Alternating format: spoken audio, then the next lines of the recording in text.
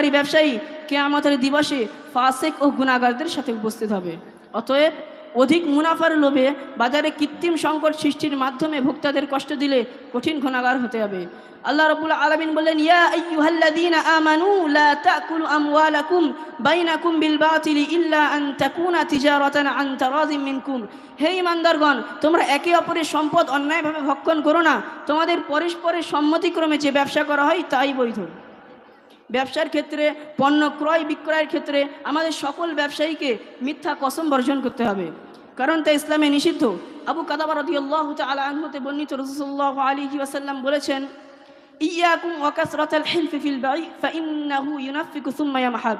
তোমরা ব্যবসা বাণিজ্যে ক্রয় বিক্রয় অধিক কসম খাওয়া হতে বিরত থাকো, কারণ এর দ্বারা মাল তো বেশি বিক্রি হয় কিন্তু বরকত বিনষ্ট হয়ে যায়।